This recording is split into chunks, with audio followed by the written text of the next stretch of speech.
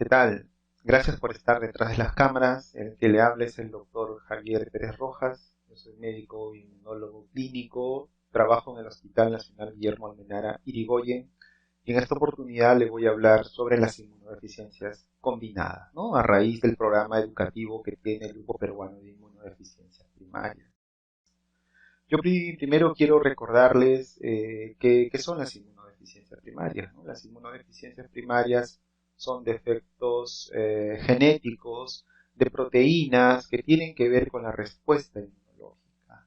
Son de características hereditarias. Su frecuencia está en 1 por cada 2.000 nacidos vivos y en mayor o menor medida va a producir un fallo en la respuesta inmunológica. Cada 2 años, el grupo de expertos en inmunodeficiencias primarias de las sociedades internacionales de inmunología se reúnen para clasificar las inmunodeficiencias primarias. De hecho, cada 2 años se incrementa el número de las inmunodeficiencias primarias. Anterior a esta última clasificación se describieron 35 nuevos genes. Y para esta, nuevamente se reportan 34 nuevos defectos genéticos. En realidad, la clasificación de las inmunodeficiencias primarias, desde el punto de vista pedagógico, pudiéramos clasificarlo de acuerdo al defecto en donde se encuentre, el defecto que implica la respuesta inmunológica. Por ejemplo, podemos dividirlas en falla o defectos en la respuesta de las células T, ¿no? Falla en la respuesta de las células B, falla en la respuesta de la función fagocítica o del complemento, ¿no? Esto es bastante didáctico, pero como entenderán, la respuesta no es aislada, no es que yo solamente tenga un defecto de las células T, B o complemento, sino que se involucran y la respuesta inmunológica siempre es integrativa. De hecho, si falla la respuesta T, va a fallar la B, va a fallar el macrófago, por ejemplo. Entonces su clasificación no es tan sencilla. De hecho, el grupo de expertos de inmunodeficiencias primarias de la UIS, de la Unión Internacional de Sociedades de Inmunología, lo clasifica en 9 grandes grupos. De estos 9 grandes grupos existen más de 300 defectos génicos, más de 300 inmunodeficiencias primarias, y dentro de ellas la primera corresponde a una inmunodeficiencia que afecta la respuesta celular y la respuesta humoral. A esto se le llama una inmunodeficiencia combinada. Existen 50 inmunodeficiencias primarias clasificadas como inmunodeficiencias combinadas. Muy bien. Si ustedes ven el paper o la literatura de esta clasificación, van a ver pues 50 tipos de inmunodeficiencias primarias, y yo quiero resaltar algo, porque en esta clasificación solo de las inmunodeficiencias que afectan a la respuesta celular y humoral, es decir, las inmunodeficiencias primarias, se subdivide en 2 grandes grupos. Aquella inmunodeficiencia combinada severa que afecta la respuesta T, B, y aquella inmunodeficiencia combinada generalmente menos profunda que la inmunodeficiencia combinada severa, ¿ya? O sea, lo subdividen en 2 grandes grupos. De hecho, la inmunodeficiencia combinada severa, llamado ESID o SCID comúnmente, son 16 inmunodeficiencias primarias, y la restante, más o menos 34, corresponden a aquellas inmunodeficiencias combinadas menos severas, llamadas también síndrome de inmunodeficiencia combinada. No le ponen severa, sino síndrome de inmunodeficiencia combinada o simplemente inmunodeficiencia combinada. Entonces ustedes van a ver un gran número de inmunodeficiencias primarias, en realidad combinadas. En realidad yo quisiera resaltar a la más frecuente, ¿no? La más frecuente es la deficiencia de la cadena gamma común, ¿no? La más frecuente de las inmunodeficiencias combinadas ligadas al cromosoma X. También tenemos la deficiencia de JAK3, deficiencia de los receptores de interleuquina 7, y pues, como entenderán, la inmunodeficiencia combinada se basa su clasificación en el que el defecto primario y fundamental está en la célula T. La célula T, en el proceso de maduración y desarrollo, no logra realizarlo porque tiene defectos genéticos que tienen que ver con la codificación de una determinada proteína que tiene que ver con su maduración, con su desarrollo o su respuesta.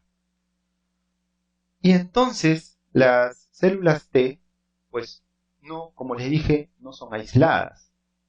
De hecho, interactúa con la célula B para producir anticuerpos, interactúa con el macrófago para potenciar el macrófago en su respuesta fagocítica. Y, como saben también, pues tenemos diferentes clases de linfocitos T, CD8, el citotóxico, ante respuestas básicamente de patógenos intracelulares, el CD4 con sus subtipos de T helper, TH1, TH2 y TH17. O sea, en realidad, si hay un defecto de la célula T, hay un gran compromiso y profundo de la respuesta inmune, que no solo abarca la respuesta T, sino también, como hemos dicho, la respuesta humoral, la respuesta fagocítica y diferentes tipos de linfocitos, ¿no? Entonces ustedes pueden observar que existen 50 tipos de inmunodeficiencias combinadas. Obviamente yo no tengo no es mi intención desarrollar las 50, pero sí quiero que luego de esta charla ustedes sepan reconocer una inmunodeficiencia combinada, una inmunodeficiencia de las células T. Muy bien. En ese sentido, como habíamos comentado, las inmunodeficiencias combinadas las vamos a dividir en dos grandes grupos, ¿okay? Las inmunodeficiencias combinadas severas, o también llamadas SCID, y las inmunodeficiencias combinadas solamente, no severas, sino combinadas, o síndromes de inmunodeficiencia combinada. Una diferencia arbitraria, por cierto, es que la inmunodeficiencia combinada, la SCID, suele tener síntomas de infecciosos, severos, mucho más tempranos. A los días de nacido ya pueden estar ya con procesos infecciosos. Hay una linfopenia. Esto es muy importante, porque en el síndrome de inmunodeficiencia combinada o inmunodeficiencia combinada solo puede presentarse linfocitos. Pero son linfocitos que, si bien es cierto, pueden estar presentes, pero funcionalmente no lo están. O sea, no funcionalmente no tienen la capacidad de respuesta o de activación. Entonces los SCID son infecciones usualmente a edades tempranas de la vida, horas o días, el paciente ya está con procesos infecciosos. Hay linfopenia, hay una ausencia de linfocitos T circulantes y pérdida de su función.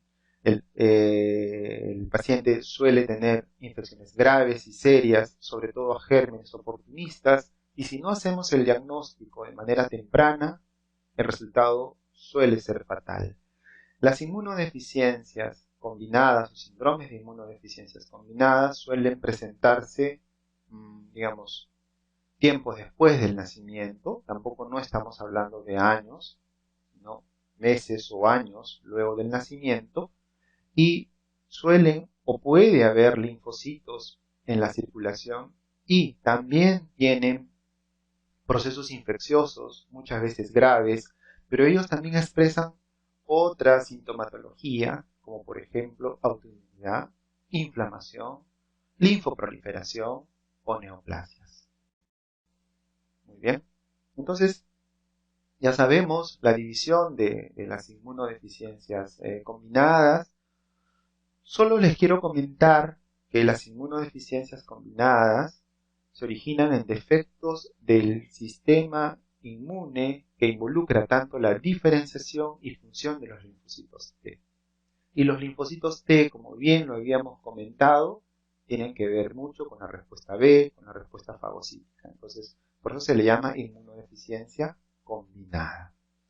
En realidad, la incidencia de las inmunodeficiencias combinadas, antes del estudio, antes del tamizaje que se empezó a realizar la década pasada en los Estados Unidos, se creía que era 1 en 100.000 nacidos vivos. Pero este estudio de tamizaje reportó que la incidencia es mucho más frecuente de lo que se cree y llegó a estar en 1 por cada 58.000 nacidos vivos. Entonces, tenerlo presente este dato. Bien. Y tengo que explicar acá un poquito el desarrollo de las células T para entender las inmunodeficiencias combinadas. Recordemos que más o menos a la tercera semana de gestación, el saco vitelino, aparecen las primeras células progenitoras hematopoyéticas, ¿no? Estas células progenitoras hematopoyéticas que son pluripotentes, es decir, pueden dar lugar a cualquiera de las 3 capas germinativas embrionarias. Luego, de ahí empieza a madurar, va hacia el hígado fetal, ¿no? Y luego va hacia la médula ósea y hacia el timo, ¿no? En ese proceso de maduración es donde puede suceder defectos, ¿no? En la respuesta inmunológica, ¿no? Final. Entonces, recordemos que las células hematopoyéticas, las células hematopoyéticas pluripotentes se encuentran en la médula ósea. Estas células pluripotentes van a dar lugar a células un poquito ya, digamos, más diferenciadas, llamadas células multipotentes, como por ejemplo los progenitores linfoides o los progenitores mieloides, ¿no? Los progenitores linfoides a su vez se dividen en 2 grandes grupos, aquel que va hacia ser un linfocito T, es decir, un timocito, o aquel que va a ser una célula B. El mecanismo de diferenciarse a uno u otro es complejo, pero parece ser que la expresión de una glicoproteína tipo Notch en la superficie de la célula marcará la diferenciación a un linfocito T, es decir, a un timocito. Este timocito viaja al timo. El timo es el cunero del linfocito T, permite su desarrollo, permite su diferenciación. Y es importante que entendamos que el linfocito T entra al timo como un timocito, digamos, es un timocito, y aquí ustedes recuerden bien que suceden 2 eventos. Un evento de maduración y un evento de selección. Dividamos bien esa parte, un evento de selección y un evento de maduración. Y un evento de maduración. ¿Y un evento de maduración por qué? Porque claro, tiene que expresar un TCR. Tiene que expresar su receptor de célula T. ¿Ok? Es decir, tiene que haber reordenamiento de las cadenas o reordenamientos de los genes que tienen que ver con la codificación del receptor de la célula T, llamado TCR. Y este proceso, muy interesante, sucede en el timo, antes del proceso de la selección. ¿Ok? Entonces el timocito entra al timo y entra como un doble negativo, porque todavía no expresa ni CD4 ni CD8, luego pasa a ser un doble positivo porque expresa CD4 y CD8 para que finalmente pase a ser un positivo simple. En este proceso de ser doble negativo es donde sucede el fenómeno de recombinación somática y expresa el TCR. Acuérdense bien que tenemos 2 tipos de TCR, ¿no? Es decir, 2 tipos de linfocitos T alfa beta y linfocitos T gamma delta. Y en este proceso, digamos, de diferenciación, digamos, es que empieza a recombinarse en los diferentes locus y puedes dar lugar a hacer un linfocito T alfa beta o gamma delta. ¿Y de qué depende? La mayoría de los linfocitos en la circulación, como ustedes lo saben, son los linfocitos T alfa beta. Más del 90% son ellos. ¿Y por qué? Porque una respuesta sería lo que sucede en este estadio de doble negativo. Basta la recombinación de la cadena beta y la expresión de la cadena beta para que se comprometa a hacer un T alfa beta, sin siquiera tener el alfa. A diferencia de ser un T gamma delta, en el que tiene que expresarse, es decir, tiene que hacer la recombinación en dos locus distintos para que se pueda comprometer a hacer un T gamma delta. Y por lo tanto, por lógica, si solo expresando B me voy a comprometer a hacer un TCR alfa beta, por lo tanto, mayores posibilidades de recambio y mayores posibilidades de compromiso a hacer un TCR alfa beta que un gamma delta. Muy bien, entonces, luego de haber expresado este TCR, son linfocitos. Una vez que terminan de expresarse el TCR y empieza a expresarse los CDs. CD4, CD8, entonces son linfocitos que pasan de ser doble negativos a ser dobles positivos. Una vez siendo dobles positivos, pasan recién al fenómeno de selección. Y yo les explico esto porque en cualquiera de esos procesos puede haber un defecto genético que implique su no desarrollo, que implique su no respuesta o que implique su muerte. Y por lo tanto, no vamos a tener linfocitos T en la periferia. Entonces, el fenómeno de selección es un fenómeno muy interesante porque no basta tener estructuralmente la presencia de un TCR en el linfocito T, sino que también sea funcional. Y pasa al fenómeno de selección positiva y fenómeno de selección negativa, que básicamente permite que el linfocito T esté restringido a lo propio mediante la presentación de un péptido propio por el HLA de las células epiteliales, químicas, ¿no? Y si no expresa el TCR o si lo expresa funcionalmente no es adecuado, pues la gran mayoría de ellos se eliminan, ¿no? Se eliminan, como sucede con el 95 a 98% de los timos. Solo un porcentaje muy pequeño, de 3 a 5, pasa a una selección negativa. Y la selección negativa asegura que no salgan linfocitos a la circulación autorreactivos. ¿Ya? Porque si hay una interacción muy fuerte con las células epiteliales químicas, en este caso células epiteliales medulares químicas donde sucede el proceso de selección negativa, pues pueden morir por delección clonal, por apoptosis. Entonces finalmente tenemos un linfocito que estructural y funcionalmente tiene un TCR adecuado y que en teoría no generaría peligro de autoagresión, es decir, de autoinmunidad. Pero increíblemente, este linfocito sale a la circulación no solamente con esas dos propiedades, sino sale a la circulación ya habiendo reconocido todos los péptidos antigénicos propios. Y este fenómeno sucede en la médula del timo, en donde un gen, el gen aire de las células epiteliales, medulares químicas, lo presenta. Y este gen aire, el regulador autoinmune, pues permite la presentación de péptidos pancreáticos, péptidos cerebrales, péptidos musculares, péptidos renales, a este linfocito que se está formando.